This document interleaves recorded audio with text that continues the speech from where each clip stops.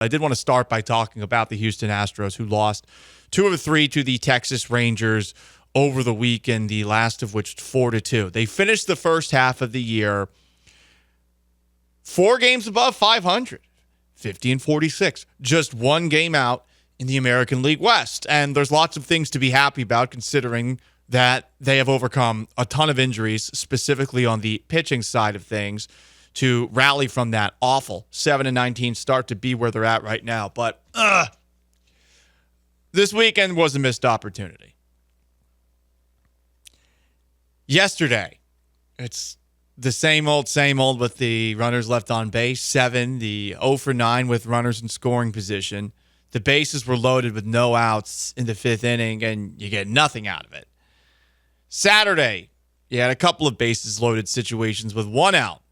In the 1st inning, you'd already scored once, but 1 out. You go 0 for 2 after that. Bases loaded with 1 out in the 6th.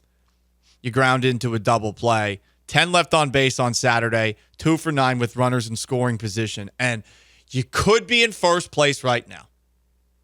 The Angels beat the Mariners not once, not twice, but 3 times in a row this weekend. You should be in first place right now. And I'm not going to act like it's the end of the world or anything like that. I'm just saying this was a missed opportunity. There have been plenty of missed opportunities over the course of this season, and you really got to do well the first 41 games of the second half, because it's going to be brutal. 29 of their next 41 games are against the Mariners in first place, the Dodgers, the Rays, the Rangers, okay.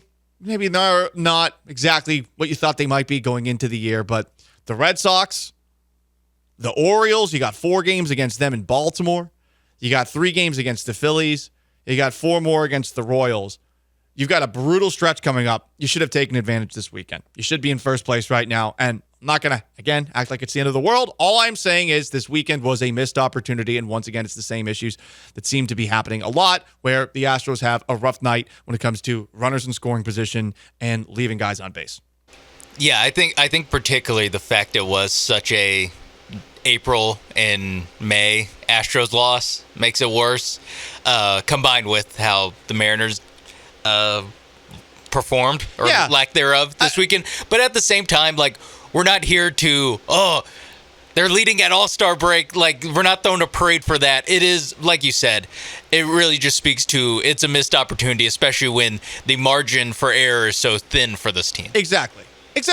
Not the end of the world, but frustrating, because this upcoming stretch, you're going to have to do well over it, and you are going to be taxing your arms. You already are. It does not seem like a lot of the injured arms are going to be returning anytime soon. Felt like every single playing catch situation involved a setback on Friday. I suppose things are looking a little bit better for Justin Verlander, because I think he threw 25 pitches yesterday off of a mound, so at least you got that going.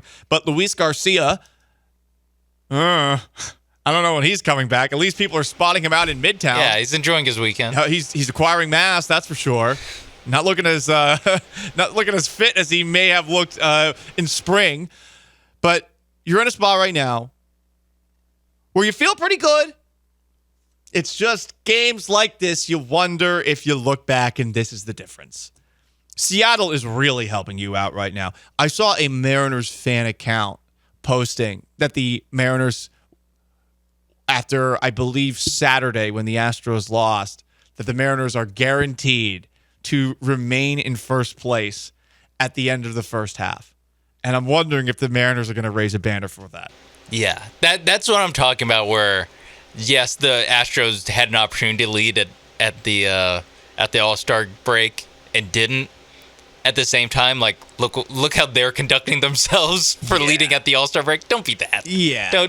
We're better than that. We're better than that. But it's like you said, missed opportunity. It's terrible. I guess we have to postpone laughing at the Mariners for a little bit, because they still kind of have scoreboard on you. They, since that 2022 playoff series, have your number. And that's the first series on the other side of the All-Star break in Seattle. I mean, their offense might not show up, but their fans certainly will. Oh, It'll be a hostile environment. it'll be hell on earth. Right. What was that long? There was a Mariners fan who tweeted, like, we got to make them know what it's like to play in front of real fans. Whatever was in that manifesto from that guy. Yeah, it was one of those things where you read that manifesto and you say, I'm not reading any of that, but good job or good for you, or I'm sorry that happened. Yeah, I don't know. exactly. Like that's where we're at with them. But missed opportunity, not the end of the world. 713-780-3776 is how you call in. It's how you text in as well. You can also join us on YouTube at ESPN Houston. Texas Tag says he 100% agrees with me. 2-1, 4-2. Talk about falling flat on your face. I don't think it's falling flat on your face. It's just you weren't able to get it done. And at some point, you would think there could be a moment where losses like this against bad teams, the Rangers qualify as one this year. They have been massive underachievers. You wonder if you're going to be kicking yourself over a Saturday or a Sunday L. And you better get hot second half of the year.